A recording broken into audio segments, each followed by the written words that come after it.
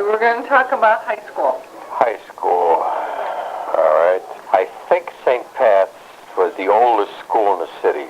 Maybe St. Ignatius might have been older. I don't know why I went there. Our grammar school had like a basketball tournament. How St. Pat's got involved, I don't know. And I never wanted to go to DePaul, which is where almost everybody went, from my area. So I said, well, we'll go to St. Pat's. It was a Christian Brothers school.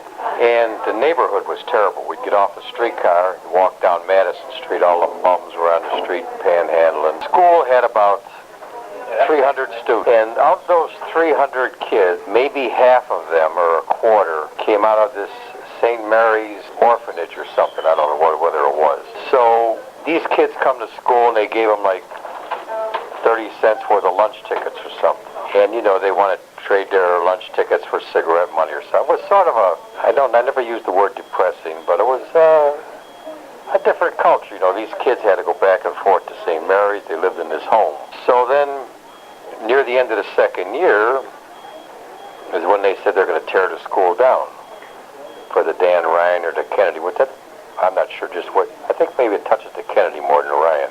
So I went home and I told my father, and I said, well, I'd like to go up to Evanston to St. George. I'm not sure of this part, whether he said the tuition at St. Pat's was $100 for the year, I think. Something like that. St. George, I think, was $50 more, whatever it was. Now, I don't know if I did this or not. I think I did that. I said I wanted to go to St. George. Now, whether or not he said he couldn't afford the $50 or if I paid for it, I really don't know. So I graduated there in 1953, and the school closed when it was 40 years old. Why, I don't know. It was sort of a brand new school. I never got involved in too much in high school because of going to two different high schools. You'd start a high school in third year, and everybody's been there a couple years. And I went with a friend of mine, Pete Capadona, who lived on Fremont, and we used to take the L there every day. Wasn't it weird to go from such a poor school to such a rich school?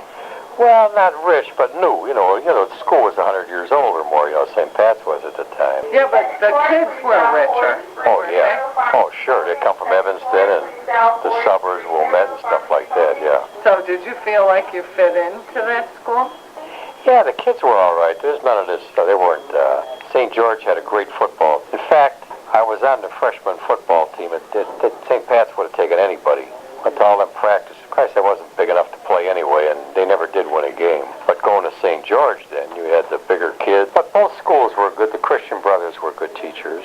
Basically, I stayed out of trouble. Never had too many problems. Did you have a girlfriend in high school? Yes. Let me think a minute now. I went out with a girl from Alvernia, Betty Holmquist. I don't remember all these names all of a sudden. And she went to Alvernia. Nice family. She was involved in a lot of school activities, plays and stuff like that. We went out for a while, and I took her to my prom. Same thing happened. I took her to my prom, and we sort of broke up. So when it come time for her prom, I says to my father, shit, I'm not going to that prom. He says, you got to go. You told her you'd go. So, all right, I went to the prom. And then there was another girl who we were friends with in the neighborhood. We all grew up going to Mount Carmel together. She had a girlfriend who went to St. Scholastica. And I went out with her for a while. She lived around 6600 North and all. And I never was much for dating. I always knew that if I wanted a date, I could get one. That's about it. My biggest drawback was that I couldn't dance. But I always ended up with somebody who danced, including your mother. But yeah, I did have a couple girlfriends in high school there. And nothing serious, but then I went out with for a while. And our crowd was very good. We used to belong to this young people's club at Mount Carmel. They'd have social things. It met a lot of nice people there. In fact, when I was in Chicago, Helen that I went out with that's going back 50, 60 years ago. We met her there. So we all hung around in sort of a nice crowd. So why didn't you learn to dance? I don't know. I wish I could think of a good reason. But then as time went on, I'd get so stiff. My legs would like freeze, when I'd get out there. And your mother loved to dance. This Helen was a dancer of some type. I always went out with somebody who could dance. And they're always going to teach me. And I don't know, it never worked Remember how out. you dressed when you go out to... Pardon? Remember how you used to dress up when you go out? Nah, just I think slacks and a shirt, you know. A lot of these things were held in school gyms. You didn't wear jackets back then a lot more? If you went to some kind of a sock hop, you know, or something, or not a sock, whatever, something a little more formal. Most things, like at Mount Carmel, was just this young people's club. And I forgot what we used to do there, but we took a couple trips, you know, on ski trips and whatever it was. So very nice people. But in that era, you had so many kids in that living on your street and that, why, you had friends all over the damn place. Luckily, none of my friends were ever in trouble except this one guy, Richie. He had been in and out of jail, and Richie was sort of a thief. And his sister went out with a pretty good lawyer, so Richie'd always get off with something. But the day I got out of the Army, we buried him the next day, too. So... Oh, is he the one that did the overdose? Yeah. He had a girlfriend. He was violent. You know, they'd get on them damn drugs. You never know what they're going to do next. He spent some time in prison. And other than that, everybody was pretty good. Till you get up a little older. Yes. Do you have something you want to talk about, or do you want to... Oh, just continue to where you're going. Okay, talk to me about when Kathy was born. We lived on Newport, right? Yes. And before that, I had arrangements made to go to the Green Bay Chicago Bear charity game in Milwaukee. I think it was Milwaukee. So along comes Kathleen, going to get born. And next day, I had tickets to go to the game. So I said to your mother, I said, well, I can't call off the whole month. I don't know when she's going to get born. So there was 5 or 6 of us went to the game in Milwaukee, I think it was. And that was a charity game. Then we had card trouble. Well, then when Kathy was born is when we took over more or less full-time, you know, taking care of you from Margaret and Bernie. Wasn't too much adventurous there. I can't really... Oh, except that about a month or 2 before Kathleen was born, is when we went to Canada to play bingo. And we drove to Toronto or Montreal, I'm not sure. And we were guaranteed to win the $3,000 prize. Nobody else could win it. So we get there, we go to bingo hall that was run by the American Legion. And I was told just before the game where you cover the whole card, is make sure you get your card from John. Don't buy that. When John comes around, buy that card. So we bought the card. I don't know what it cost. And your mother was sitting next to, and your mother was pregnant with Kathy. And the woman next to her, as she's watching your mother fill up this card, says, you know, last week, the woman next to me won the big prize. I started to say to myself, wait about another 2 minutes, will you? Yeah, right. So then we got the $3,000, and they gave us $1,000. They wined us and dined us, and it was interesting. It was just something different, too. So I've always had a little... Of the 3,000, you only got 1,000? Yeah, well, then we stayed with them, and $1,000 is a lot of money in 1960 there. Yeah, I know, I'm not saying. And Don't you get it? they wined us and dined us at their house, and your mother, as usual, wanted to know how the guy did it. That's how you do it.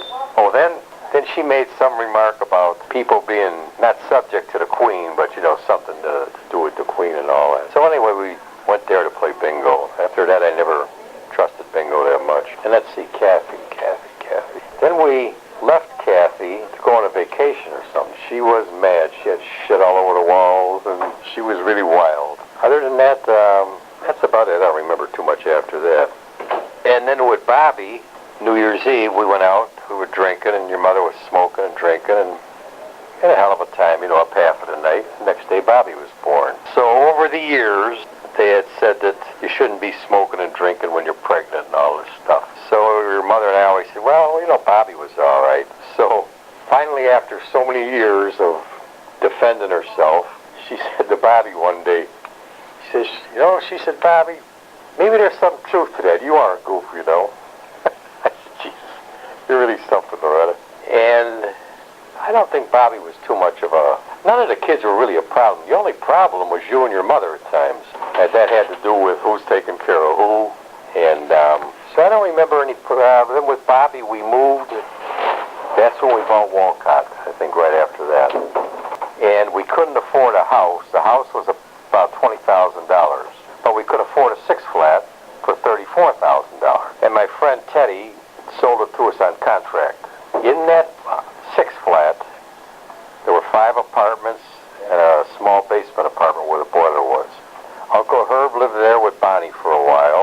George and Peggy lived there. Margaret and Bernie lived there.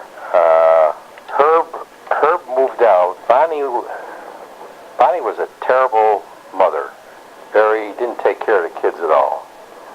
The apartment was filthy, and I just think that, I don't know why they ever got married, I don't really know. And the kids had, sores and all that, and then I don't know if they got divorced right after that or moved. I'm not that sure of all that. Well, But, remember, Aunt Carol and Uncle Dick lived 2 blocks away. yeah, they lived on Winchester. Right. Carol never worked after she was married, I don't think.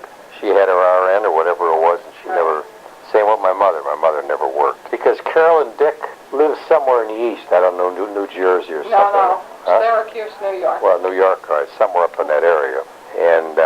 And they got involved with this doctor, what was the new guy coming out telling them to let the kids do what the hell you want to let them do. I'll think of it, and this infuriated my mother because they let Richie do whatever the hell he wanted. And if I'm not mistaken, I think he kicked my sister or something one time, and my mother almost had a heart attack. But they let him, the hell was his name anyway? Anyway, all that's, give the kids all the freedom, let them do what the hell I want to do. And then when Frankie came along, let's see, where the hell did we live then? I forgot where. I really have to think back of where we lived at these different times. But there were no problems with anybody of any, big consequences. Anybody was hated school or fought with their parents, whatever it was. There was no big problems. And then, I don't know how to say this, and maybe I shouldn't. Well, just do it. Well, because it's a very serious, if you don't think it belongs there, delete it. But your mother had an abortion. Yeah, I knew that. Oh, you knew that? Oh, okay. Yeah. Well, I don't know if you want that on a tape so everybody would know that. Yeah, I know. And I had a vasectomy. I guess we figured that was enough, with the kids and all that. And, wait a minute, that was... That was after Mary. After Mary, yeah, right. Yeah, Mary came first. Yeah. So where did we live when Frank was born? Did we live on Farragut then? Frank was born in 65.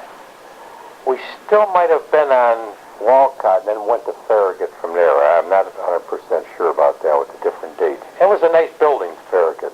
I liked it though. 3 flats, a cottage in the back, a nice clean basement, nice area, nice apartment. And then, I don't know what got me involved about thinking of Florida, or it was the land of opportunity.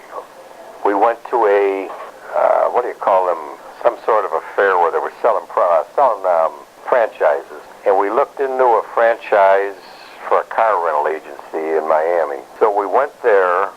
I'm glad it never went through anyway. It was called Worldwide Auto.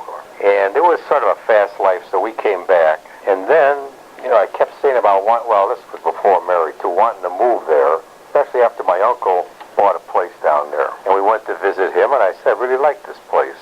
So what we did at the time, I had a partnership on Newport with Jennings. Jennings and I bought the building on Newport from my mother and my 2 uncles. My uncle, yeah, that's right. So we had a little bit of money from there, and anyway, we went there. I think we had owned 3 properties before we left, and ended up just with the one on Newport yet. And I thought that if between your mother and I, we could make $5 an hour, we could make it work. Well, I neglected to think of while I was there in Florida, I had something like 100 sick days coming. So I was getting a full paycheck all the time, and I worked as a janitor there for a while. But when that ran out, so did Florida. The $5 an hour was nothing. You didn't have no benefits, no nothing. While I was gone, I don't know, we got a pretty good raise or something that year, up to around $6 or $7 an hour, around $7 an hour. So I said, I got to get out of here. I said, we bought this house, nice house. On 7th Street. Yeah. I said, I got to get out of here. So I went back. Bernie and Margaret were down there, and Minnie the Mooch. And Minnie. And so I came back with Bernie and called up the school board and got my job right back. I think I worked the first weekend because I think I worked a Sunday. And then about, I don't know how much later, I drove down there and picked up your mother, and I think Margaret might have come back by then, I'm not sure. Anyway, I picked up your mother and then we came back. I think we flew back. Could be. I think you and Mom came back in a rental truck. Well, we had a Cadillac at the time. I bought it from Uncle Herb. So then we had nowhere to go, so we moved in with my mother, who had an apartment above my brother Yeah, Colmar. on Colmar there. What do you do with all your furniture? I don't know. I know we brought some of it with us. And then we went out looking at different places. And there was a 3-flat somewhere that we both liked. But it was some kind of a family arrangement where it was too hard to buy. So I think we ended up buying Barry, which I thought was a good deal. I think it was 30-some thousand. I'm not sure what it was. And, you know, your grandmother lived out. They had a nice apartment on the first floor. We're on the second floor. And I really liked it there.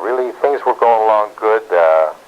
And then we bought a place in not Melrose Park, right out North Avenue. What's up? Yeah, that's Melrose Park. Melrose Park. Like Nice Tom's building. Steakhouse. Pardon? Yeah, right. Nice place, 2-flat, and I think it was a basement apartment. And I had a few little problems out there with rent. Anyway, we ended up getting rid of that. And then somehow or another, then Bobby, walking down the street or something on Diversity one time, saw this art studio that Fidel owned, or that Estelle owned. So she started going there for classes.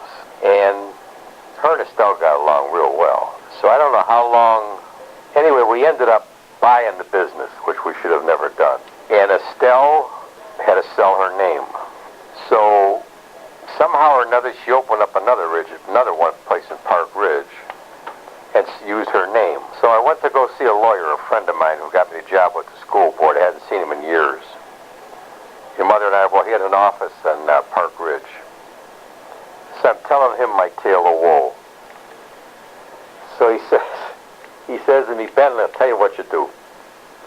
He says, you said you're going to Florida on vacation? I says, yeah.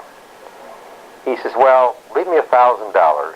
And he said, then when you come back, he said, oh, it'll cost you a couple more thousand. And he said, there's no guarantee you're going to win anything. He says, so let me give you a little advice. He says, don't ever do anything for principle.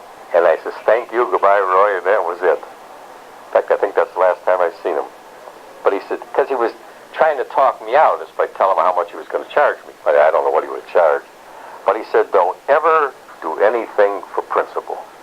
And when you think about it, that's just your opinion about something. So then, I forgot what we paid for the business. How the hell did we get rid of it? No, you moved to Harlem.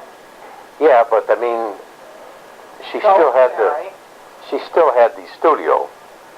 I think we must have quit paying on it. I'm not sure about that. So that's when she decided she wanted to buy something, buy a building somewhere or another. So this friend of mine, Helen, we used Helen as a real estate person, and this building come up, and I think I had about $30,000. So I called up Uncle Dick and see if he wanted to be partners. So we put up our money. We owed about $100,000, somewhere around there. Plus, the building. We had 3 apartments. Right. And the studio originally it was some kind of a they had 440 power in there for some type of machinery. So he moved out, and then I rented to a tire place across the street. They stored tires in there. And I don't think the insurance company liked that. And then a dentist moved in there. Right, I remember. Garmoni, and fixed it up. So Harlem, what was supposed to be a certain amount of rent coming from the studio, and there never was no rent coming from the studio. It was just, so it took, quite a bit of payments on different things, and then Uncle, we had what do you call the underground heating, the coils, and that caused a few problems. But all in all, I don't know, there was something about Harlem I just didn't really like. And she loved it. Uncle Herb came in, and we decorated the place, put up pegboard, tiled the floors. Uncle John helped out. He'd be there 3-4 days a week, then gone for a while. And a couple guys from the school did a little work around there. But it just wasn't working. But I think we still had Harlem You went to Park Ridge. Yeah, but wait, in between there, we were on Mobile. Oh, that's right. And also on Hamlin. Oh, yeah. Yeah. Mention Frank. Oh, yeah. We got to go back to Frank. So Mention Bobby, Kathy. Yeah. one day she sees this ad in the paper, piece of property 58 feet by 300 feet. I said, that's impossible in the city. So we go look at it, and there's two houses, you know, on that, and so she wanted to use the house, the older house, to teach out of. Right. And, you know, we live in the newer house. But you never have enough students to do this. No, you can't mix your house and your business together. They're two different entities. And then, somehow or another, I ended up splitting it to 28 by whatever it was. The only problem was who would get the garage, whatever it was. I don't know if at the end Bobby bought it. I don't really recall, but I do know that this friend of mine, Jennings, got involved in this because you could get a VA loan. And anyway, let's see, when Bobby, yeah, that's right, Bobby was there. I don't know what the hell year that was. And we fixed up the basement a little bit. And then from there, I think we went to, anyway, we left there.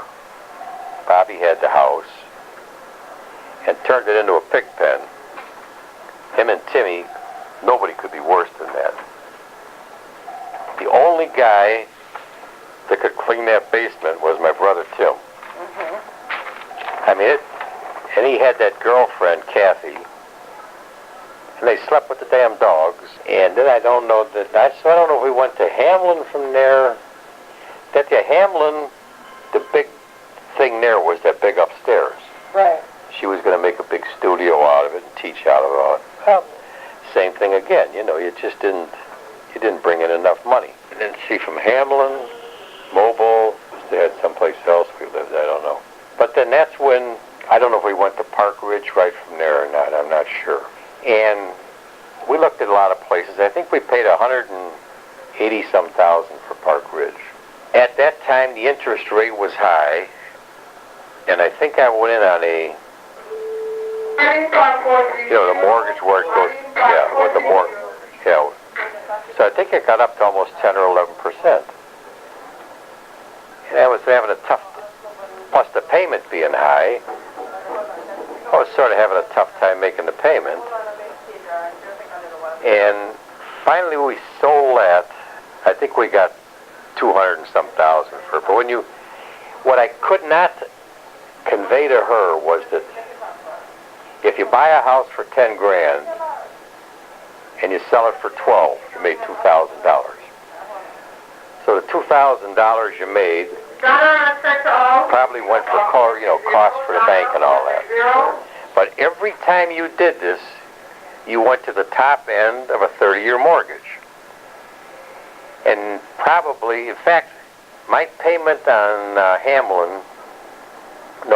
on Park Ridge was close to $2,000, and it was about $100 coming off of the equity. That's it. Right. So that's when we decided that I had been talking about wanting to go to Florida for a long time. So we got rid of that and rented Park Ridge on the Northwest Highway. In the meantime, I forgot too, I don't know what year it was, but we bought this apartment in Florida.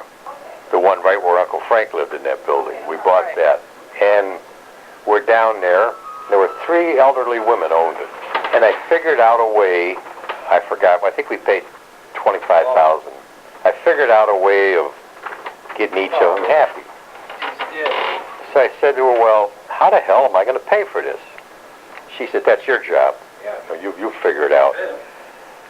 So when the people who the people who sold us Cortland, how the hell did it work? Anyway, they were, or maybe when we bought that, they were going to retire to Florida. So they let us get in a little early, and we let them use our apartment down there.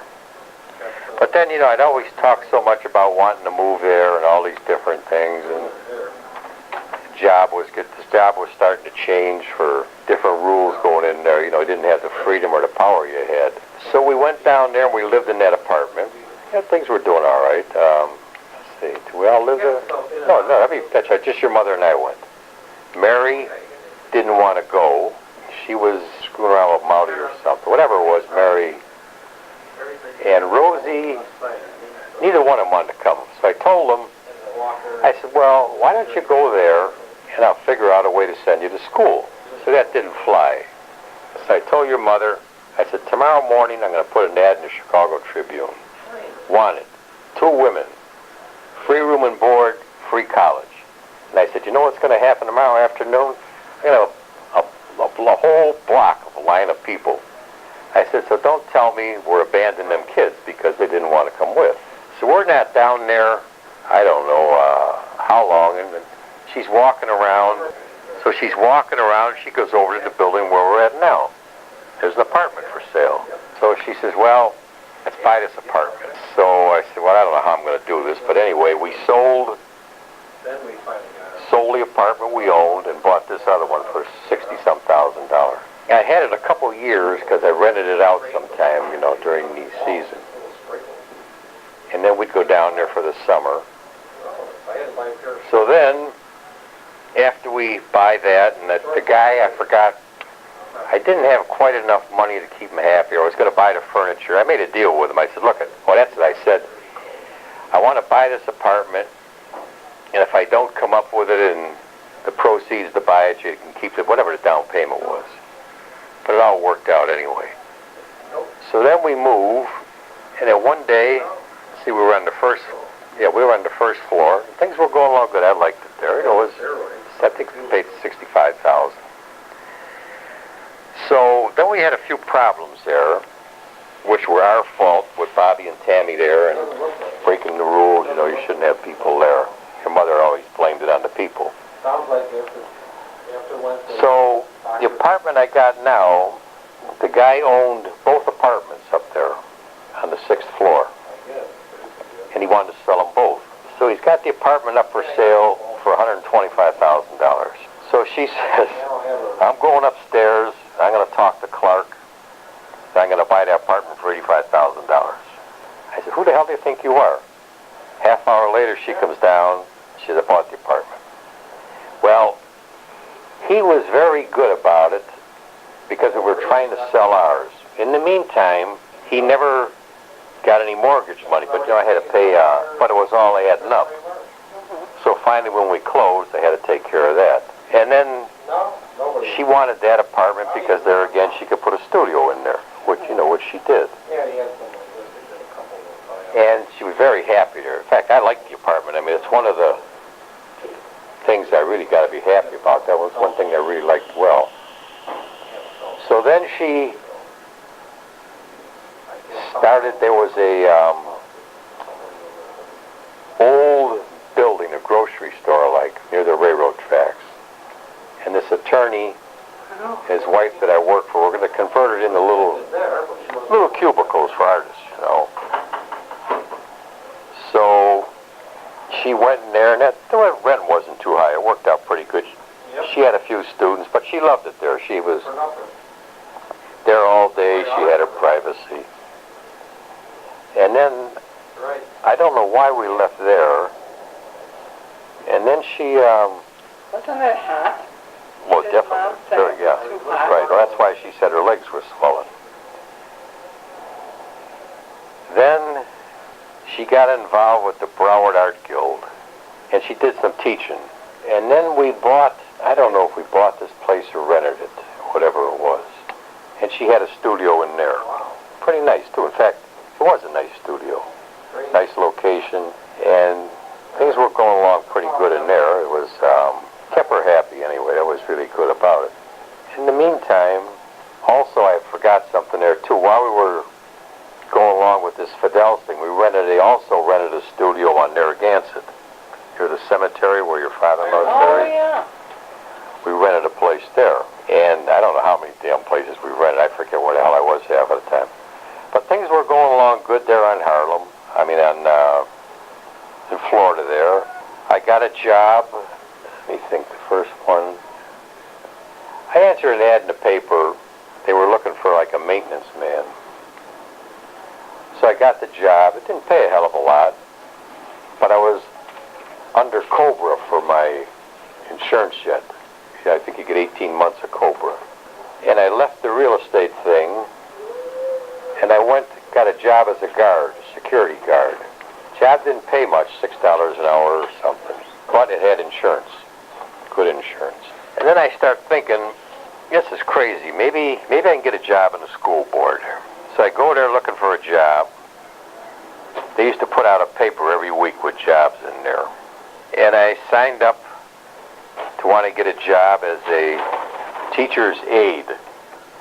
No, teacher assistant. But to have a teacher assistant, you had to have a 2-year degree. So between getting all them degrees, I got everything together. And I got the job. Job there again didn't pay a lot, but it had great insurance. But the big thing was, we were off all summer. And I could go back to Chicago, come for vacation there. I could go home for Christmas. So it had a lot of pluses, but not bad. And it took care of her insurance. Mine was free, and I had to pay for hers. And worked out very well. As I said, we could come to Chicago. Things were doing good. And we were getting along good. And then when Bobby and Tammy came down there right around the time that Rosie got, he called me up. He was in big trouble. I don't know. He had no money, doing this, that, the business. So I sent him plane fare, and they came down there, and they lived with us for a while.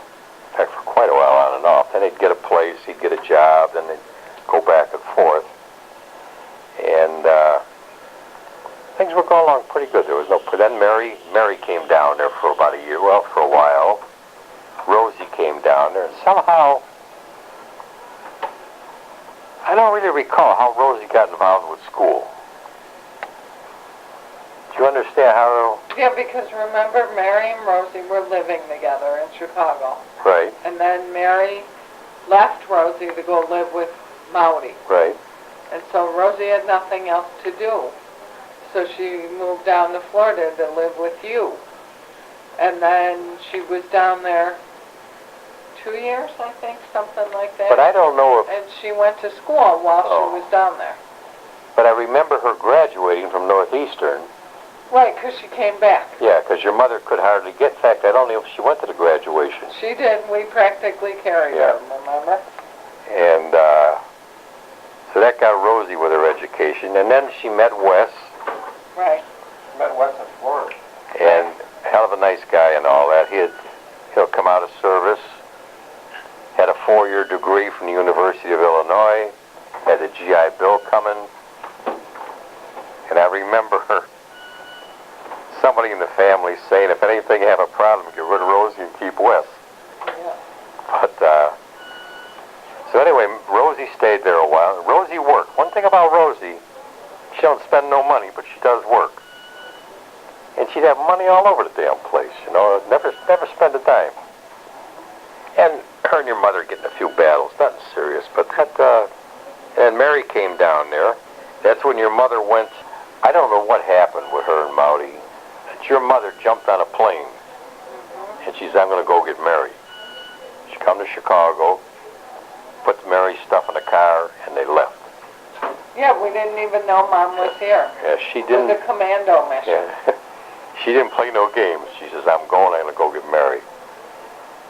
So then Mary got the job. Oh, she was I don't know if she was working for Delta before, but she got the job for Delta. She paid her own way. And one day while Bobby was living there, I don't know where the hell they slept on the couch,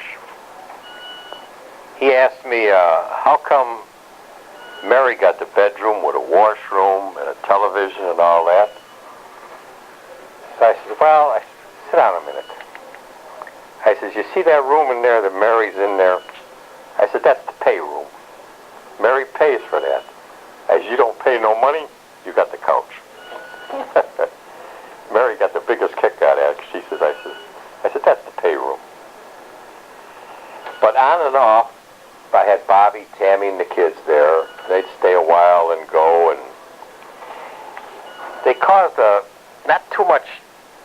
Tammy, doing things you shouldn't do. First of all, they didn't want us in there with them kids. There wasn't much they could do about it because they were my grandkids. But a lot of things, she'd go down and do the laundry at any time.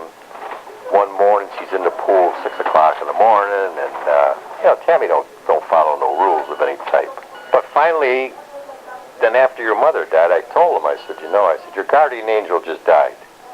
I said, so you better get your butt on the ball. So then, I don't know, they came back to live with me a couple more times. what really aggravated me was this girl didn't work. In fact, going into that, got to backtrack a little. When we moved to Cortland is when Tammy had the baby, I think. And they moved right in with us. I don't know what he was doing for work. So she's not working and Bobby's working. Half the time I get rent, half I didn't. So they went out and they found an apartment. And Tammy says to Bobby, I got this apartment, and it was whatever the rent was. She said, but they need the security deposit or something. So Bobby smiled and said, good, you know, I ain't got no security deposit. So I said, well, you do now, because I'm giving you the security deposit. So actually, from the time Raquel was a baby, you know, we had her there. In fact, you know, then she had that problem with her leg or something, which, keep this part out of there, but I mean, I think they could have done a little more, but they didn't, and but she's got that little bit of a limp now. Yeah. And they could have went to the Shriners or something. I might be a little wrong about that, but anyway, so they stayed there, but he wanted to stay there. Yeah, just, oh, no, it's gone. He wanted to stay there because his mother did the laundry, his mother did the cooking, his mother did the babysitting, and Tammy was off his butt, so, but then, I don't know, finally they moved a couple different places, and so I had Bobby for, I don't know how long, Rosie for a while, Mary for a while, so everybody took a little bit of advantage of it. But things were going pretty good in Florida. You know, the kids would come down here to visit the place, and I really loved the apartment. Even though I owed a little more money on it. But then I almost had it paid off twice. When we finally sold the little apartment we had somebody come in and tile the floors and, you know, put quite a bit of money into it. And then when we bought the land, I think we had to come up with $28,000 a piece or something. So I had to refinance and add that on there. So now we own the land. It's a long deal, but anyway. So that took care of that, but it, you know, maybe more money I owe on my mortgage.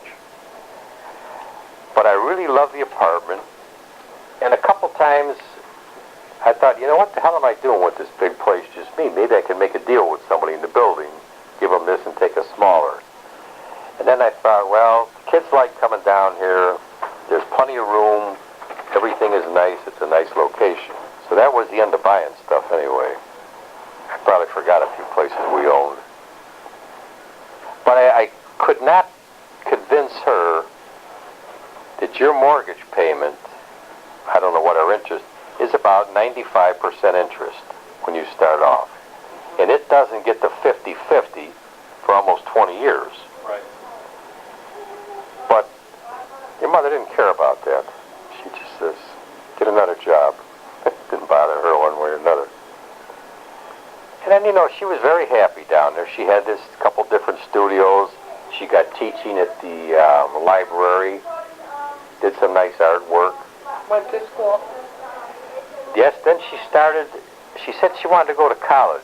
All right, so she went to community college. I forgot just where it was, right in the city there. Wasn't it, Broward Community. Oh, yeah. So she got her 2 years in, and then she said, well, I want to finish. So she went to FAU in Boca anyway, and partly in Davie. There were two different campuses. And she got involved in the art program, and she loved it. She loved being with the younger kids. She'd go out and she'd do a little, if they had a problem doing a picture, you know, she'd do a little fixing it up. And I don't know, one time she didn't get an A or something like that, and she was livid about it. But she finished school there, which was 1999, and she was really happy. She had that degree. So then she says she wants a master's. I said, let me tell you something, Loretta. I said, all this stuff that these people put on them pictures, I'm this, I said, just put down you got a master's degree from the Art Institute in Chicago. I said, who the hell gives a damn? So then she thought, well, with a master's degree, maybe she could do some teaching. But a master's costs a lot of money. Right. So anyway, she got out of that. And her artwork was getting better and better and better. And she made up this group of pictures, which I gave away a few of them or sold them. I don't know what I did. But it costs so much money, you can't be in any business without someone helping you. Whether you're an artist, you have to have somebody selling your work for you. Right. You have to go to a framer. You can't do the whole thing alone. It's impossible. And the guy I learned that best from was Uncle Herb. You know, he did pretty good in the window business. So when he got this job with this big company, I asked him, I said, what's the difference in you running your business and his running his? And he said, he's smarter than me. He said, he knows how to run a business. And just like that, he came right out and said, he's smarter than me. He said, I don't know how to run a business. But they did pretty good there at that place. They bought the building, you know, it was really worked out. Now, when George got in there, George toughened things up a little bit. But it was just the remark he made. He said, that guy's smarter than I am. I said, does he know more about windows than you? He said, I don't know about that. He said, but he knows how to run a business. So all these people that want to be artists and they want to be musicians, you can't do this on your own. Somebody has to go out and get you jobs and all that. But I think that's about all of the real estate stuff and all that. As I say, her art was getting better, and she loved teaching. Man, she loved it. She'd just get in there. But then, near the end, I'd go to pick her up sometimes. She bought another studio. And anyway, I'd go to pick her up from work, and she'd be sitting in a chair sleeping, you know, in the studio. And then she just kept, you know, like getting weaker and weaker. And, you know, your mother would never sleep or not during the day. But I'd go there, and as I say, a couple of times she'd be sleeping in a chair. So her health, I think, really started going down around that time. And then, you know, come to Chicago, she'd get pneumonia. I hear the stories about you guys when you got stuck with her for a while. But all in all, the nice thing one thing with your mother was that she died an easy death. You know what I mean? There was no pain, no nothing. She don't remember. I don't remember half of the stuff either. I forget to know you're worried about it all. But she never was in any pain that I could think of. I don't remember your mother ever going to the hospital except for having a baby. So she lived pretty much pain-free, but she had this fear of doctors on account of her mother, and that's what, you know, really did her in. I mean, nobody knows when you're going to go anyway. And after she died, well, then, you know, as I say, Bobby and them come in back a couple times, and finally I had the place to myself. But I think that's about all the real estate I can think of. It seemed funny at that time. You couldn't afford a house, but I could afford a six-flat. Mm-hmm. Then that building burned down after I had sold it. That's when we got Farragut. No, we didn't live there. I was saying, I never heard of it. But she always, you know, wanted somewhere to go, to someplace. She just wasn't content. In fact, one time when Scott was down there, she wanted something rearranged in the house. Uncle John had to be down there on vacation, too. And Scott was going to move something. Scott can't do that. She said, you do that, John. You know, Scott's 10 foot tall, you know, he can't do it. But from there on in, I think that's about all to do with real estate. But if we go back now to coming down the line, and then I can end up with, you know, with a few little stories, good and bad. Well, we have to talk about something when Frank was born. We have a story about camping and a story about Bobby. Well, when we moved to Florida, Frank was pretty young. Because on the way down there, he wanted to know if we were going to the end of the world in the car. And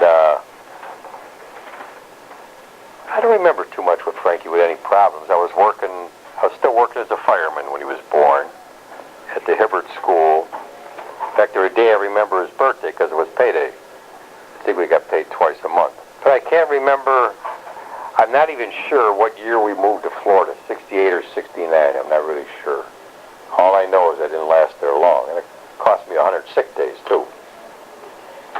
And then I had a job there repairing seawalls. Oh, that's right. Then there was an ad in the paper, apartments for sale for $5,500. It was a motel that they were going to convert that these guys bought, and they wanted to sell each room, you know, each like a little apartment, but what they wanted was the land lease. So you had to pay them money. So we bought 4 apartments there, and we were going to set the world on fire.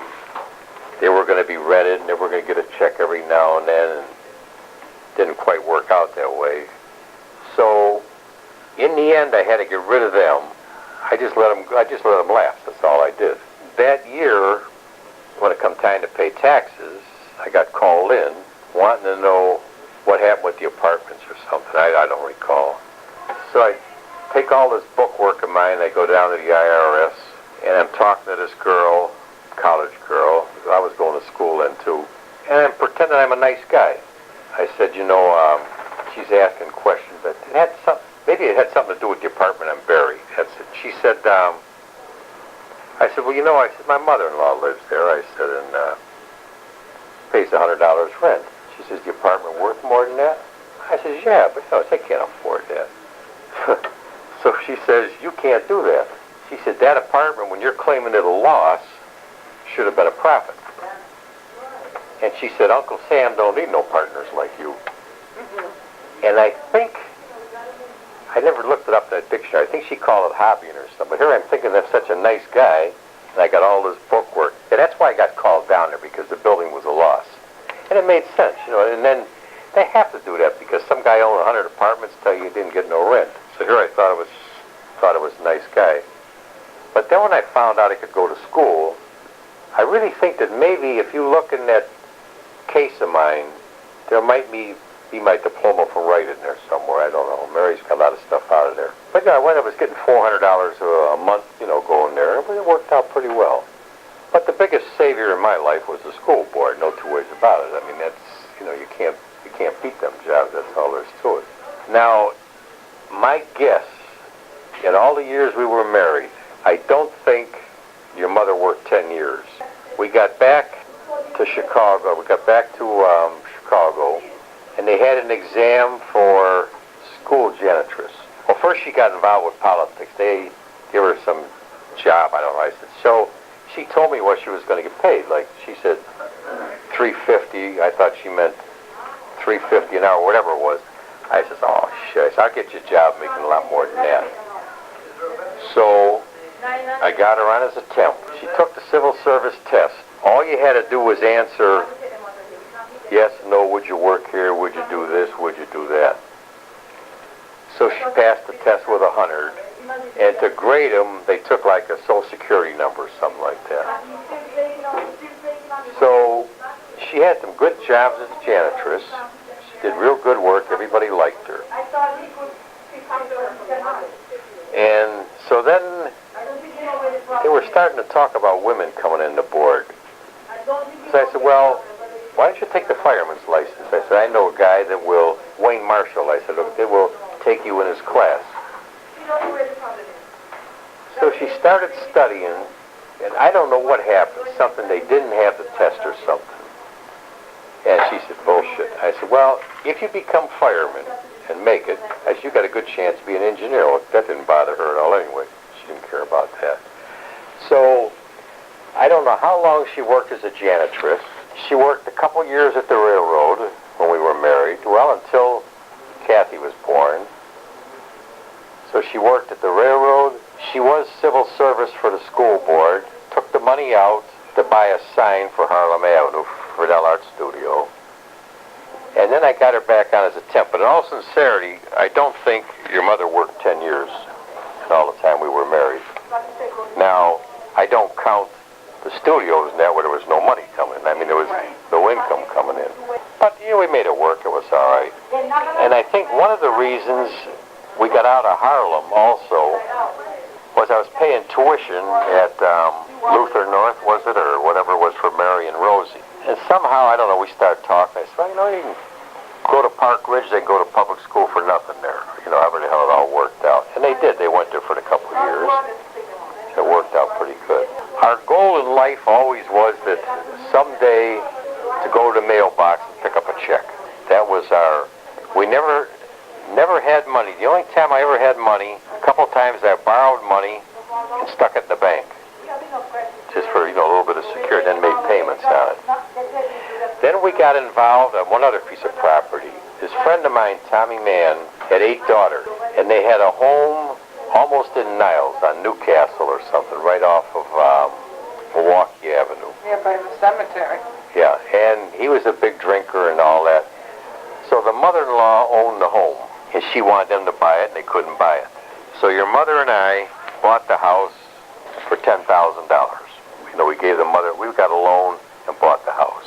The house was in my name, and every month he was supposed to give me rent money. Half the time I'd get it, half the time I wouldn't. So I think after he left her, or whatever the hell happened, I kept the house for security reasons, in case, because so they'd have something anyway. But in that area, the place fell apart. It was terrible. So finally, after a while, I even think I told him, I said, listen, I don't want to be responsible holding this house that's in my name. I said, I think I put it in his wife's name, and I don't think he complained about it. But we used that for security a couple times. I wanted to make a loan or do something. It was a good security thing. But I wanted to make sure that the house didn't get lost, especially for $10,000. The mother wanted nothing to do with him. She thought that daughter of mine with 7 or 8 daughters, and this guy's a big drinker. And then finally he died. But so we took care of that for him, which was all right. It saved them and the kids the house. How it ever ended up, I don't know. I never saw her after that. But from there on in, that's about the end of real estate. And I only ever had a couple jobs in my life, that were full time. I worked as a milkman. One lasted about 2 weeks. That was a pain in the ass job, delivering milk. And I worked on a Pepsi-Cola truck for about a month. And that was too much work. The big cases, you gotta take them off, bring them down to the basement. The drivers make good money. And then I finally got some jobs that I could handle. So work-wise, we were always very fortunate.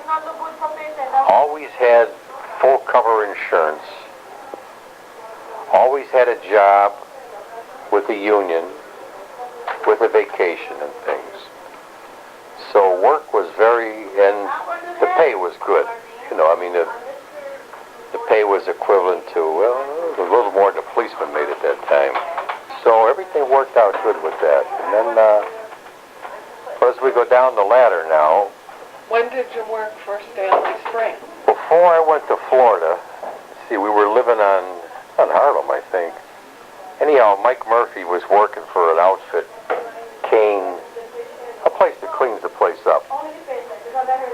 So he quit, and you can't go work for someone. You can't. Anyway, we ended up taking over the business. It was just him and I. It didn't pay much. Half of the money we'd go across the street to the tavern and all that. I never claimed it because I really didn't do it that long. But with the school board, there was always summer work. And then one day I'm working in the tavern during the summer, and I get a phone call from Mr. Palmer. And he says to me, how would you like to go work at the sanitary district for the summer? And I said, what do you mean? He said, I can get that job for my son, but I don't trust him. So I said, all right, I went there. And the job had its bad things, week on off, a week at night's different. It was a very simple job, very, very political. So I asked him, I said, well, do you think there's any way I could stay here? So he made a phone call of some type, and he said, I got a guy here who's a businessman. Anyway, the job never panned out, which I'm just as happy about. But I felt so good when the guy called me up. And a couple times during the summer, when I was doing flat janitor work, I'd stop off and see him at the school. a bit older, and I said, Roy, you're all sweated up. What the hell are you doing? So he says to me, my son was supposed to go out and pull garbage this morning, and I went out and did it. I said, what, are you crazy? You're going out there up and down them stairs with all that goddamn garbage? But he took a liking. It was funny. He didn't like Catholics at all. And through his son, Roy, he took a liking toward me and my friends. And he helped us out a hell of a lot. And he introduced me, like when your mother got her job or something, to a woman called Ann Cranley. And I'd go down there with an envelope, you know. Everything was who you knew. Right. And, but his kid used to beg us. So then I ended up going to work for the school board. And Hannigan ended up going there. We got Jennings in there. Then Mike Murphy went in there. Tom, my brother. Bernie worked there for a while. Your mother worked there a while. Marie used to go over and help clean the rooms. His wife? Well, his girlfriend. At that time, you couldn't marry a divorced woman. If he was Catholic, she got married in the Protestant church, and the church recognized that. So he took her out for 50 years.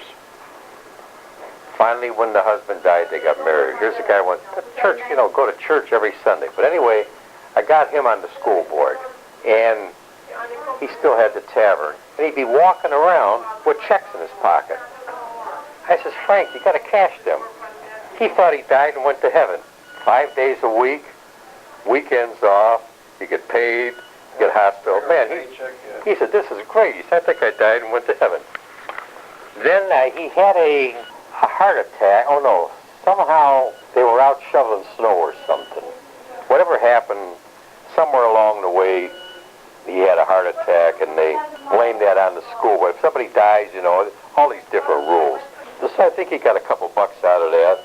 Then he moved down to Florida. But I forgot about getting him a job. But, man, he couldn't believe it, you know, because we're owning a tavern, you work 7 days a week. Right. And he told me, so I just died and went to heaven. But, you know, the shame of it was nobody would talk to them, to Marie. Marie was tough to get along with, but the only one that ever really talked to her and liked her was my father. Because my father liked everybody. And he lived with her, helped raise her kids. She took good care of Marie. They'd get their arguments, you know, a little here and there. And even in Florida, he'd go to church every day, you know, followed all the sacraments. Until finally, I think they finally got married in a civil ceremony. And then when her husband finally died after 50 years or so, then they got married in the church. And it just, some of it sounds so crazy, you know, that, and then, this is off the subject, but then you see, how the hell does a guy like Kennedy get an annulment being married all them years? I mean, at the churches, I don't understand the whole thing. But as I say, I don't know how many people we got jobs for. And then we start getting jobs for some of the people at the tavern. And so then, finally, this Ann Cranley, I guess they finally caught up with her. Anyhow, she finally left the job. But she liked your mother and I. And then this other woman who took her job, I got in good with her. And that's how I kept getting my brother on.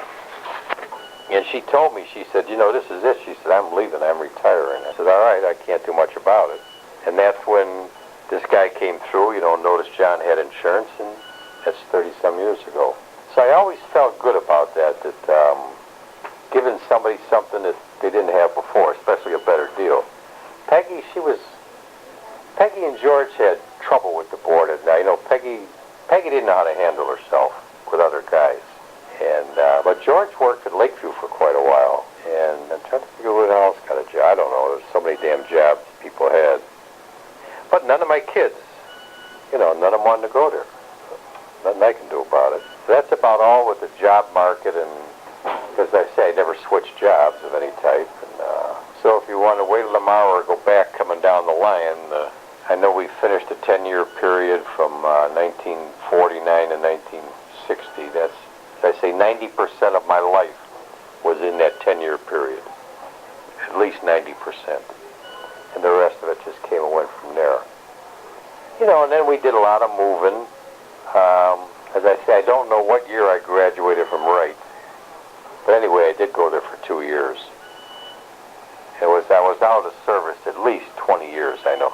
And then they gave me the GI Bill, the VA loan, everything. I finally got that. But I wasn't taking any more tests. The only thing I can't do, and I did this underhanded, was join the American Legion. They will not take me for that 5-year period. So the guy who was the commander, you know, they're looking for people there too. So he said, here, just fill out the paper and sign it and you're in here. So then somehow or another they were going through their records and they come to me and they wanted some more information. So I sent to wherever I had to go. All the records were burned. So there really wasn't much, you know, I could tell them, I could have told them anything because there was no records. There was some big fire somewhere in that. So that was the only, and I belong to the Legion anyway now. And they're looking for people, you know, the younger people aren't as involved as with the older people. They come back from the war, they joined all. The younger people got different ideas. Even those from Vietnam, and the Legion to me is like belonging to the Moose or something. It's a place to go, you can drink a little cheaper. Right. Anybody just can't walk in there. But there are, so when I was this summer, we're up in Maine for the 4th of July, and they got a big fireworks thing there on this lake, not too far from where Ann lived. So her daughter took us there with the kids, and all these people are out there by this lake waiting for the fireworks to show. So I says to Ann, I said, there's American Legion Hall here. Took out my card, went up, sat in the room, air conditioned, lake is right over there, watched the thing. Her kids, you know, they were all out there, it was hotter than hell. So I said, yeah, I just walked in there and showed him my card, and guy bought us a couple drinks, Coke, whatever the hell it was. But the other way to look at some of this is that as much as I didn't get from the service, I could have been in at a different time and got killed too. You know, you have to look at it that way. I had a very easy job there and that, and then I couldn't join the VA because I made too much money. And then they opened up the door, and like 6 million people went in there. And the only thing I've ever got out of the VA, I was getting prescriptions for a while for $6, but I don't pay nothing for my insurance. But I go to the VA for a blood test just to stay in good with them, and I get glasses. And I asked about a hearing aid, and the guy says, no, you're not eligible for that. All right, what the hell? So about 6 months later, Rudy from the building said something, you know, he said, go down there again. So I go in there this time, the rules had changed. So I got the damn hearing aids, you know, that's $6,000. And it didn't cost nothing. They send me batteries, they send me filters. If when the dog ate my hearing aid, I went back, I got another hearing aid. And so I do get that out of them. And I get something out of it anyway. So everything, I guess the saying is, I have been very lucky. Everything just seems to turn all right, you know. We'll see how long this one lasts. But that used to get Bernie mad, man. You know, lucky bastard, lucky bastard. That's all he'd say all the time. Tom said that after we write all this, we could put it in a book and call it One Lucky Bastard. Right. I told Sean he could have the horseshoe. I was going to buy a horseshoe in Ireland to put in my casket, stick it on there, you know, if I could have found the right one. And even as I don't like his father, I don't dislike him, I shouldn't say that, but, you know, and he calls me the Miracle Man. And he texts, well, you know, they don't talk, none of them now. Right. He texts Mary or texts Sean to see how I was doing, and I said, you know, thank your father-in-law. I don't know what happened, but I think Mary got sick of him calling the kids dummies and Bensons and, you know, and all this stuff. And I just think she got sick of it. Now, I don't know if he made, I'm guessing this because I don't know, if he made a remark when they were going to leave the Catholic schools to go to public schools, I don't know. But so him and Sean got, I don't know, I think they might have almost gotten a fight, I don't know. So the first thing I said to Mary, I said, you're not depriving him, them kids, of them grandkids. So she said, no. I said, don't ever do that. I said, your beef is with him, not them kids. But lately, And he makes everything a contest. Well, he was teaching him how to swim, which he did a good job with. He'd buy him a trophy, and he was always on him. And I think that's one of the problems with Sean.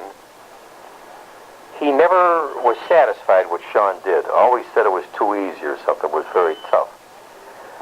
So when Sean got this big job, I told him, I said, man, you ought to be mighty proud of your son, you know. He said, he didn't work hard enough to get it. I know that's a silly-ass thing to say. But lately, when the kids go with him, Mary, he can have the kids anytime he wants, so Mary don't care about that. But lately, they've been doing like some artwork, and he's been grading them. And I said, you know, tell this guy these kids go to school to get graded. You know, he's very good with the kids. He's very nice with them. He's tough.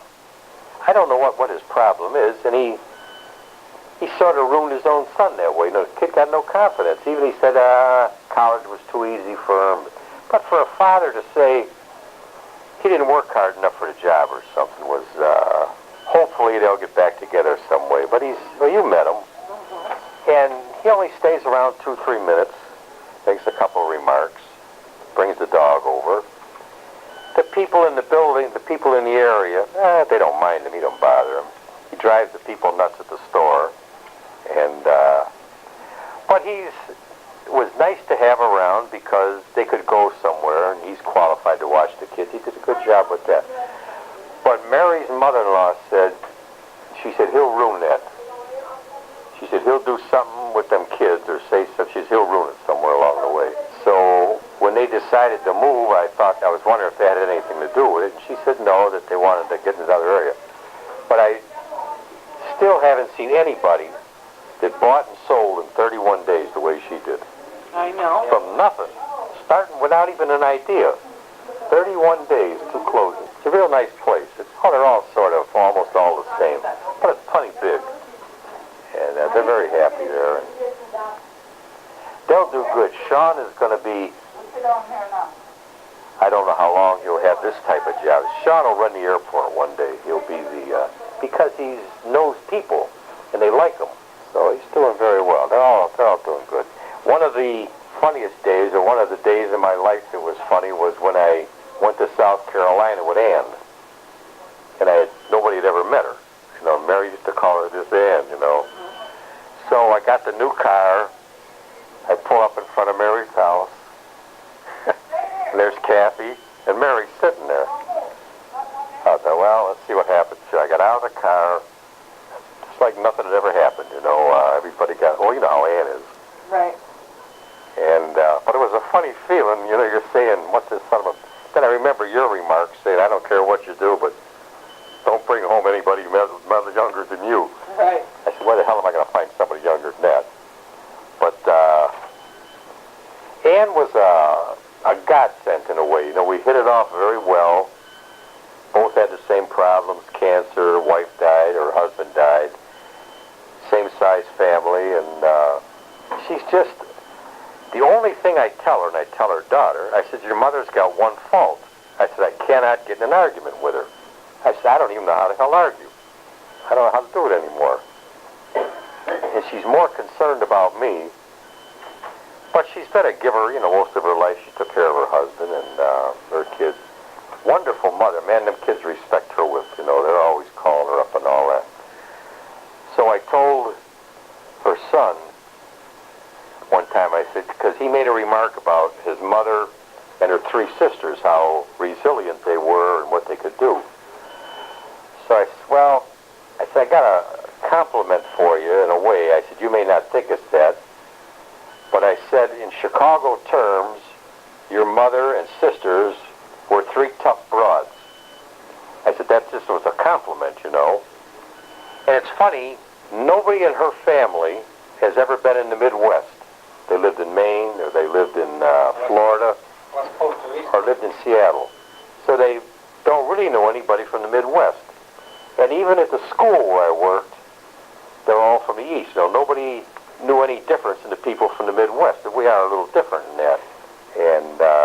And then I told them, you know, I said, this stuff of every night sitting down for dinner talking about cooking.